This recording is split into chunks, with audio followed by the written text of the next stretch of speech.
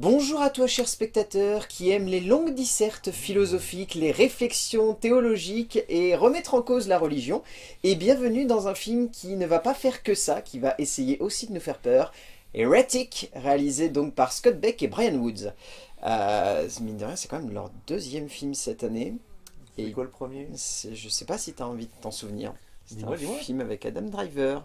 Dans Adam. un vaisseau spatial Mhm. qui tombe sur une planète où il y a Ah des dinosaures. Oui, d'accord, 65. Voilà. C'est Effectivement, j'avais eu l'information, mais elle m'était sortie. Donc voilà. Et c'est pas une mauvaise chose en soi. Oui.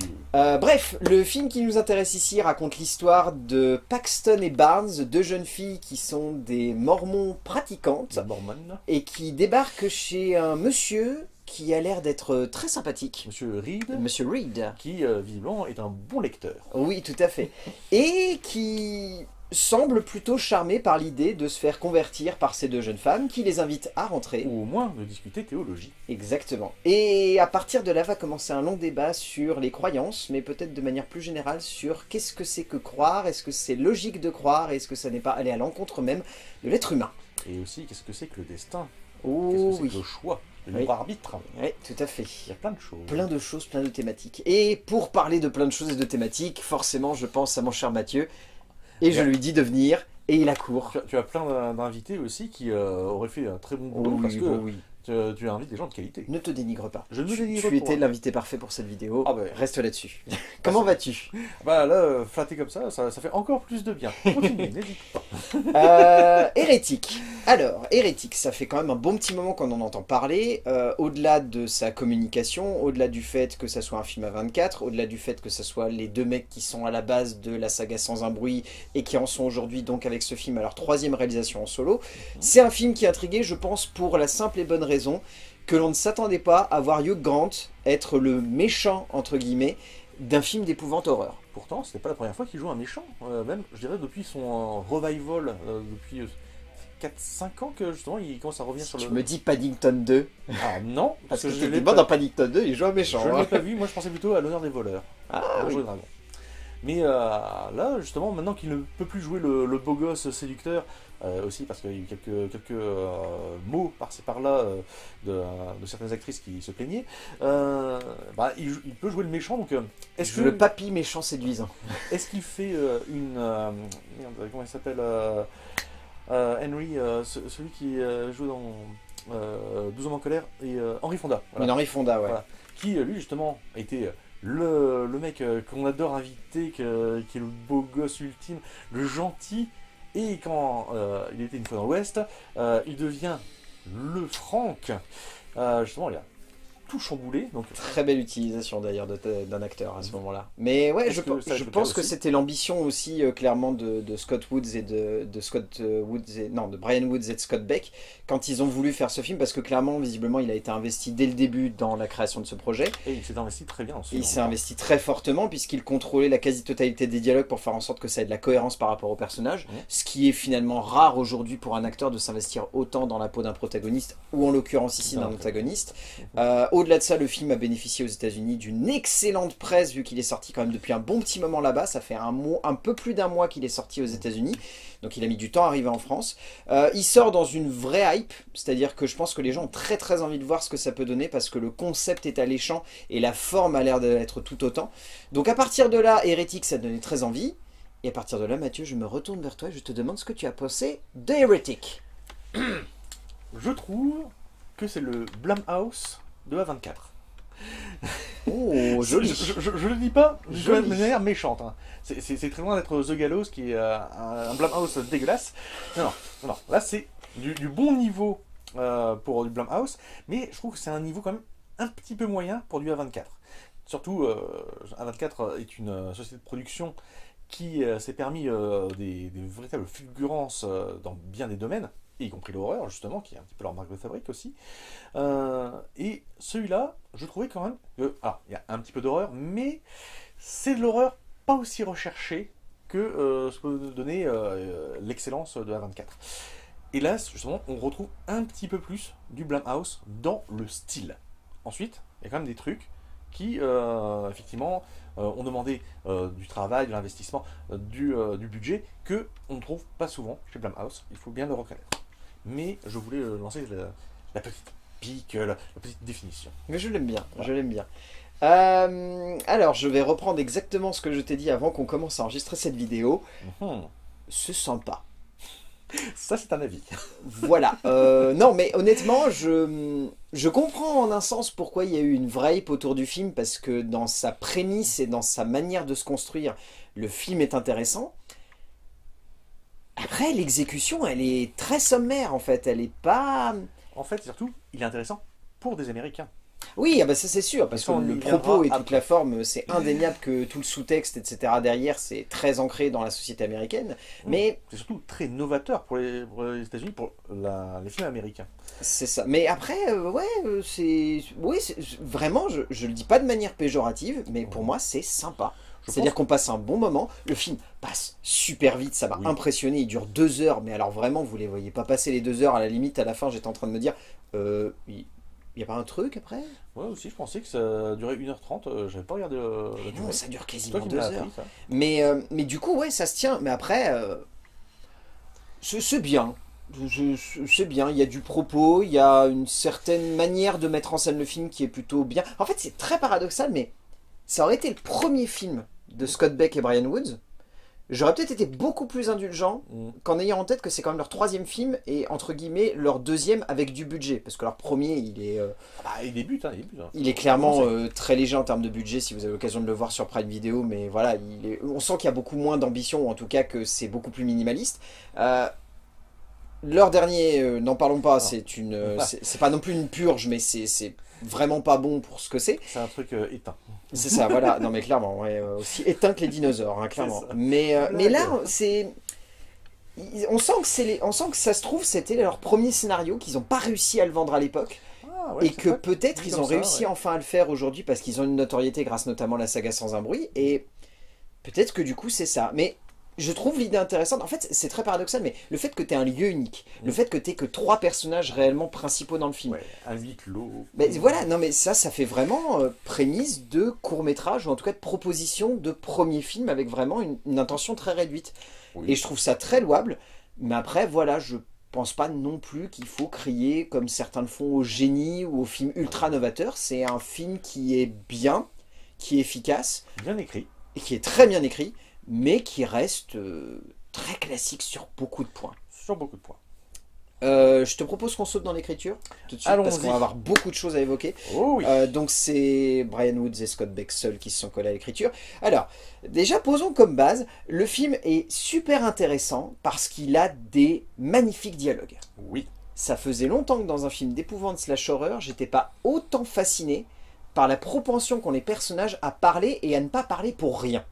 À certains moments, c'est même un petit peu proche de ce que fait Tarantino, parce qu'il y a énormément de références à des éléments de pop culture, mais c'est des éléments qui sont utilisés de manière pertinente. La pertinence, je pense que c'est le mot-clé des dialogues. Complètement, complètement. Ces dialogues, ils ont une vraie portée, ils ont une vraie réflexion, ils ont une vraie métaphore. Enfin, c'est assez fascinant, mais je pense que c'est aussi pour ça, tu vois, que j'ai pas vu le temps passer. Je pense que sur les 2 heures de film, il y a quasiment 1 heure, voire 1h10 qui sont quasi uniquement structurées autour du rapport que va avoir Reed avec Paxton et Barnes.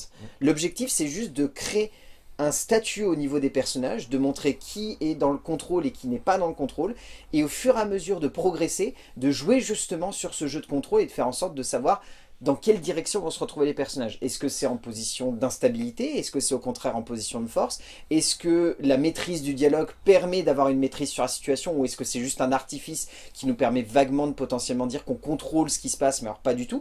C'est très intelligemment fait, et je trouve qu'en termes de placement de personnages, c'est super fort parce que ça faisait longtemps, hormis Tarantino, et tu as très bien fait de citer Tarantino, mais c'est vrai qu'hormis Tarantino, on voit de moins en moins d'auteurs se dire le dialogue doit avoir une importance par rapport à la dramaturgie et à l'évolution de celle-ci au fur et à mesure que le récit progresse. Je me souviens plus, alors c'était un Français qui avait dit ça, c'était un cinéaste français, je crois que c'est Michel Audiard. Le dialogue ne doit avoir que 3 fonctions, sinon il est inutile. Faire avancer l'intrigue, faire progresser un personnage ou faire rire. Rien d'autre. Et bah punaise, les 3 intentions sont 3 respectées sont ici. respectés ici. Ouais, non, non, c'est impressionnant, c'est impressionnant. C'est pour ça que c'est un film qui est bavard, parce que c'est un sujet philosophique et un sujet théologique, donc difficile à remettre en image pure. mais en même temps, justement, comme les dialogues sont bien écrits, ils ont toujours une portée. Ils n'ont jamais, justement, c'est jamais du blabla. Ça, c'est vraiment la plus-value, je pense, du film.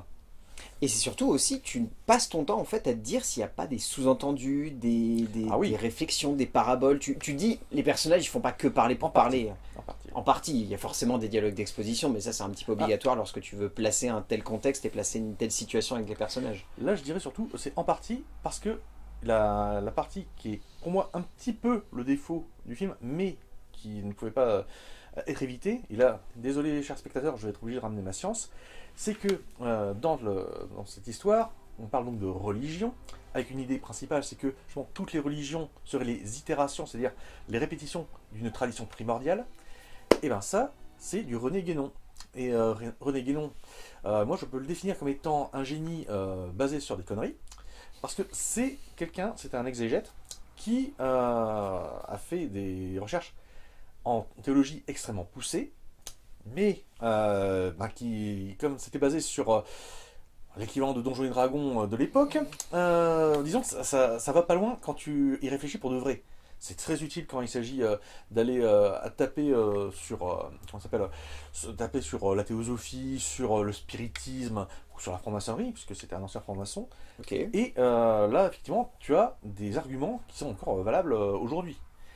Le problème, c'est qu'à la fin de sa vie, dans son ouvrage Le Maître du Monde, il pensait qu'il y avait un immortel dans l'Himalaya, que tous les dirigeants de la planète allaient le voir pour prendre leurs ordres là-bas. Ok. Et, parce que pour lui, ah bah oui, les licornes forcément existent, puisque les anciens ont parlé des licornes. Donc c'est forcément vrai. Ah oui, C'est d'accord. ce Ouais. genre-là, malheureusement. Ok. Donc Ouais, la bon. tradition primordiale qui aurait existé. Et là, on est exactement là-dessus. Et c'est là où justement je suis un petit peu gêné. C'est parce que effectivement, c'est quelque chose de très novateur pour les Américains, parce qu'ils n'ont pas cette culture de la réflexion théologique. Ils n'ont pas cette culture justement de la recherche de spiritualité, puisqu'ils sont plutôt dans une spiritualité qu'on leur propose. C'est le principe même de l'évangélisme. C'est une proposition sur laquelle ils adhèrent et surtout dans laquelle ils s'investissent émotionnellement et pas intellectuellement. Donc là, c'est quelque chose de complètement nouveau pour eux. Bon, oui, c'est ça ce qui les excite énormément au côté de la critique. Mais ensuite, quand tu t'y connais un petit peu en théologie, et quand justement tu sais que René Guénon, ses représentants français actuels, t'as des sacrés zozos, disons, c'est un truc, c'est cool quand t'as 15 ans, quoi. C'est comme Nietzsche, à un moment, faut dépasser, quoi. Et là-dessus, ça fait que justement, j'étais un peu bloqué, parce que je me suis dit, ah, ils vont être coincés là-dessus, ils pourront pas aller plus loin, parce que, en tant que vulgarisation pour le public d'un film de fiction américain, c'est déjà aller loin. Ok. Mais pour nous, je pense que toi tu as eu aussi un petit peu de cours de philosophie, ce genre de choses. Complètement. Donc là, pour moi, ça allait pas assez loin au niveau spirituel, par rapport à par exemple des films comme l'Odyssée de Pi. Ah Tu oui, vois. oui, non, bah après, ouais. Bah, Oui. après, ce que je trouve intéressant, en C'est fait, pas le dans but, bien voilà, entendu. c'est ce que j'allais dire, c'est pas trop le but, parce que le but principal de cette écriture, c'est surtout, en fait, de jouer sur la caractérisation du personnage de C'est ça. Reed, et après, c'est certes, quand on pousse le concept et l'idée de remettre en question la théologie, remettre en question les religions, ça pousse forcément, ça enfonce des portes ouvertes, le film, enfin, c'est clairement l'objectif, c'est pas non plus d'être un grand essai philosophique, Bien entendu. c'est plus de jouer sur une façade, et de aussi, je pense un petit peu de la part de Beck et Woods aussi, de se moquer un petit peu des Américains Oui. qui ne cherchent pas Il y a un justement peu à de ça. questionner, Il y a un peu qui de ça. boivent et qui s'abreuvent en fait de ces idées, de ces réflexions, de ces préconceptions aussi, Ce de la manière. fast-food Ce, spirituel. bah, ce fast-food spirituel qui est très bien évoqué par Reed dans le film. Je pense que l'objectif c'est vraiment de se moquer de ça. Ce qui fait que moi, personnellement, c'est un film, tu vois, tu évoquais le fait que c'est des dialogues qui doivent faire avancer l'intrigue, faire progresser les personnages et faire rire. Ouais. Et bien punaise, j'ai vraiment ri à certains moments. Et j'étais le Ah seul oui. à rigoler dans la salle. Ah. Parce que les gens étaient un peu terrifiés par la manière avec laquelle le personnage avançait et progressait dans ses réflexions. Je vois à quelle scène tu fais allusion. Moi, je trouvais ça très drôle en fait, parce Ah bah qu'il y a oui. vraiment un côté philosophique de je prends les Américains pour des neuneux et je dis ouvertement aux Américains qu'à un moment, il faut aussi questionner la manière avec laquelle vous pensez votre époque et vous pensez aussi les mouvements qui vous dirigent et qui vous poussent à avoir des manières de concevoir la société ainsi. Et je trouve ça très intéressant. Après, pour rebondir sur une autre partie du film, je vais essayer de pas la spoiler, ça serait dommage finalement. Disons que la deuxième partie du film devient beaucoup plus sommaire en termes d'écriture et en termes de narration. Et j'ai tendance aussi à C'est la partie trouver... Blumhouse. Hein. C'est ça, et j'ai tendance aussi à trouver, sans spoiler évidemment et sans vous révéler ce qui se passe, que la manière avec laquelle le film se termine fait un peu Deus Ex de manière hasardeuse, quoi. Est-ce que tu parles du tout dernier plan? Pas du tout dernier Sur la plan, main. de comment on s'échappe. Voilà, je vais résumer ça comme ça. Disons D'accord, que là, je trouve ça un peu hasardeux et je trouve que ça n'a pas forcément de réflexion ou alors de poussée en termes de dramaturgie. C'est juste là, en fait, pour Tout simplement parce servir que de c'est déclenchement pour la oui, fin. parce que là, c'est plutôt le côté classico-classique. Ah bah là, c'est Euh, purement classique. Et c'est presque ce qui fait perdre un petit peu, en fait, de sa puissance au film, c'est que on sent que cette première heure 10, elle est vraiment maîtrisée. Ah oui. Et qu'au bout d'un moment, on le voit dans la bande-annonce, hein, c'est pas du spoil, mais au bout d'un moment où elles prennent les escaliers, le film devient plus sommaire, et il n'en devient pas pour autant moins rythmé, hein. Il reste pour autant très dynamique et très punchy dans ce qu'il cherche à montrer, et aussi dans certaines scènes, notamment la scène de la trappe, qui je trouve est très très bien amenée, et très très bien structurée, et qui fait presque écho en fait à ce qui se passe dans cette fameuse heure 10 au début. Mais disons que je pense qu'il y a vraiment de la créativité pendant 1h10, et au bout d'un moment, les deux auteurs, ils se sont dit, bon ben... Ils reviennent à ce qui est l'horreur à l'américaine, à savoir C'est ça. justement le cracra. Si effectivement on est resté sur des pièces, c'est-à-dire des pièces de lieu de vie, moins crado, moins humidifiées si j'ose dire, je pense que ça aurait été un gain aussi, mais par contre ça aurait été moins traditionnel horreur américaine. C'est sûr, c'est sûr. Ça aurait été plus une prise de risque, mais ça leur aurait peut-être moins permis, entre guillemets, d'être plus grand public. Ils auraient été moins populaires. C'est ça, c'est clair et net. Mais sinon, je sais pas si on peut leur faire reproche. Je pense plutôt que c'est qu'ils ont vraiment donné le maximum sur les prémices et sur le développement des prémices, et qu'ensuite sur la conclusion, donc la manière de terminer leur intrigue, là ils se sont dit bon allez, on va aller sur un truc plus soft, si j'ose dire, enfin soft dans la réflexion, mais plus sûrement habituel, populaire, Ouais, peut-être. plus simple. Ouais. En termes de mise en scène, donc Becky Woods, comme je l'évoquais au début, c'est leur 3e réalisation en solo, puisque derrière, ils ont écrit plein de scénars à gauche et à droite, notamment les Sans un bruit. La mise en scène elle est pas étonnante, mais elle est très efficace, en fait, je Elle trouve. est très fonctionnelle, oui. C'est... En fait, ce qui m'a surpris, en sachant que juste avant, leur précédent film, c'était quand même un film de SF complètement barré, avec beaucoup d'effets spéciaux et pas beaucoup d'histoire. Oui. Ce qui m'a surpris, c'est le minimalisme en fait avec lequel ils choisissent d'approcher en fait tout le concept de mise en scène ici. Tout le jeu est de construire leur scénographie sur, peut-être pas non plus un côté labyrinthique, parce que je pense pas que c'est l'objectif, mais sur la longueur des plans et sur la plongée profonde des personnages dans la psyché de ces 3 héros. Je pense qu'ils ont profité de la contrainte du huis clos, justement. Complètement. Puisque on a en tout, je crois qu'on a 5 lieux différents qui sont utilisés. Ouais. Donc, à chaque lieu, en fait, ils ont une mise en scène vraiment particulière. Donc, il n'y a pas de grand changement. Mais à chaque fois, chaque lieu est un lieu de confrontation différent entre Reed et entre Paxton et Barnes.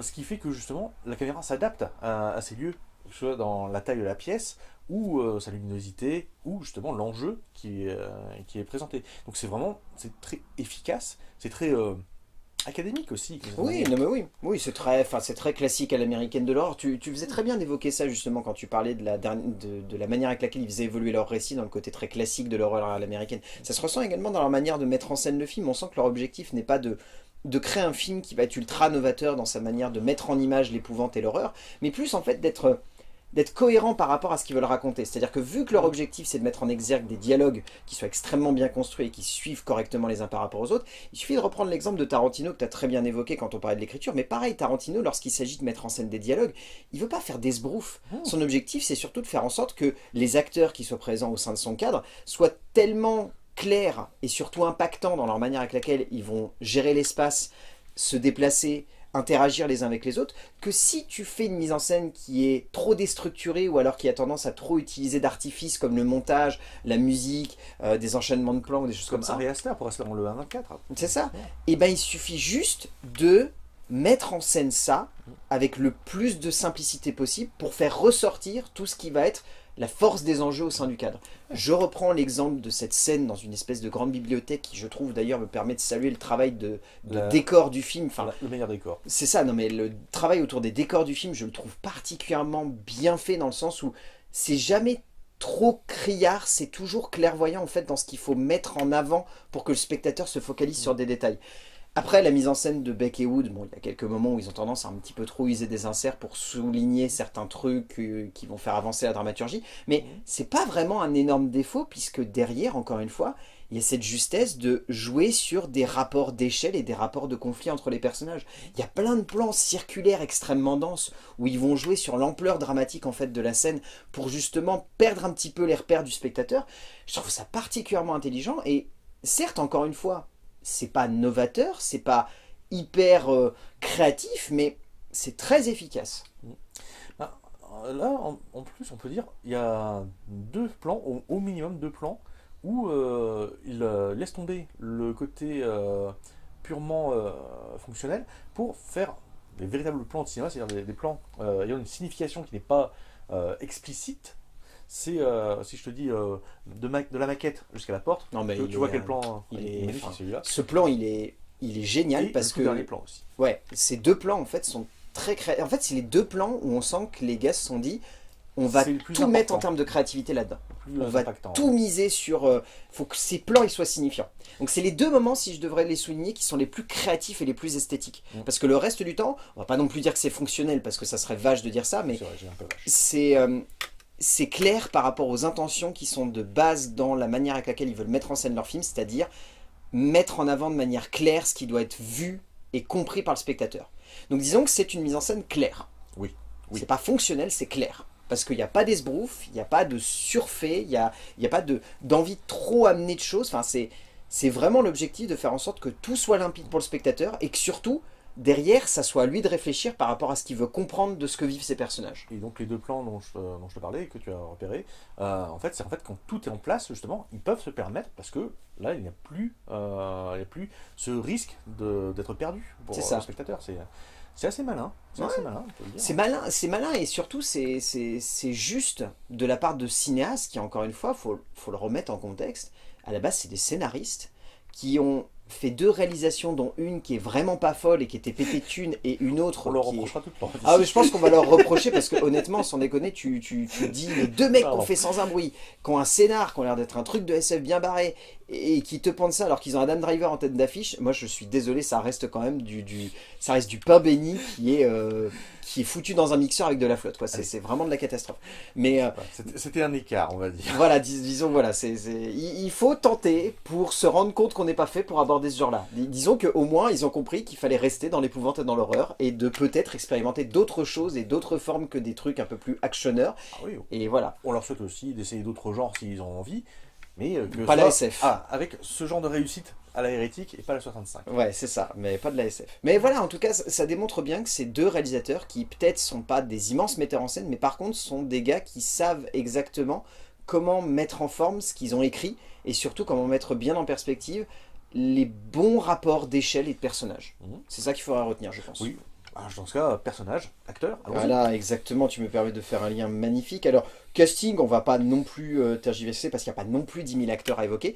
Il y en a- Hugh Grant, Attends, je crois qu'on peut dire il y a 7 acteurs en tout et pour tout dans tout le film, je des crois. vrais acteurs, parce que Ah non, sinon attends, après on a j'en ai des... oublié, il y en a 9.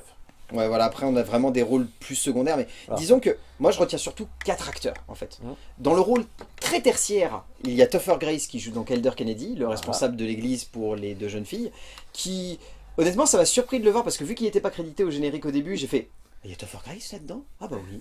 Et du coup, ça fait plaisir de le revoir, moi c'est un acteur que j'aime beaucoup. Le personnage aurait pu servir à quelque Aurait pu, chose, mais non. mais la façon, le pourquoi est excellent. C'est Enfin, très là, bien fait. Je pense que tu as rigolé. Oui, toi j'ai aussi.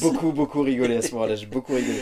Nous avons Sophie Thatcher ainsi que Chloé East qui jouent donc Barnes et Paxton respectivement. Les deux sont très bien honnêtement. Ah oui.